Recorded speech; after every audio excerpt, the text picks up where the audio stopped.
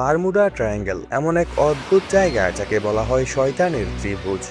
Atlantic মহাসাগরের মাঝখানে একটি রহস্যময় এলাকা বারমুডা ট্রায়াঙ্গেল। বহু বছর ধরে এখানে ঘটে গেছে অসংখ্য অদ্ভুত নিখোঁজ হওয়ার ঘটনা। সবচেয়ে আলোকিত ঘটনাগুলোর একটি 1945 সালের ফ্লাইট 19।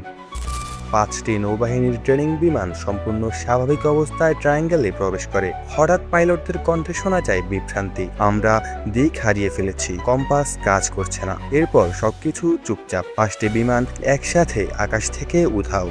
আরও অদ্ভুত ব্যাপার, তাদের খুঁজতে যে উদ্ধার বিমান পাঠানো হয়েছিল সেটাও আর ফিরে আসেনি। এই অঞ্চলে অসংখ্য জাহাজ আর বিমান রহস্যজনকভাবে নিখোঁজ হয়েছে, কিন্তু কোনো ধ্বংসাবশেষ খুঁজে পাওয়া যায়নি। তাহলে আসলে কি ঘটে এখানে? গবেষকদের মতে এই এলাকায় রয়েছে অদ্ভুত ম্যাগনেটিক ফোর্স যা নেভিগেশন সিস্টেমকে নষ্ট করে দেয়। কেউ বলে হঠাৎ তৈরি হওয়া ভয়ঙ্কর ঢেউ সবকিছু গিলে ফেলে। আবার অনেকে বিশ্বাস করে এখানে আছে এলিয়েন বা অন্য কোনো অজানা শক্তির উপস্থিতি।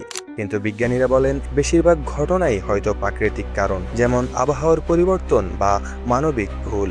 তবুও এতগুলো ঘটনা, এতগুলো অদ্ভুত মিল, সবকিছু কি কেবলই কাকতালীয়? বারমুডা ট্রায়াঙ্গেল আজও পৃথিবীর সবচেয়ে আলোচিত রহস্যগুলোর একটি।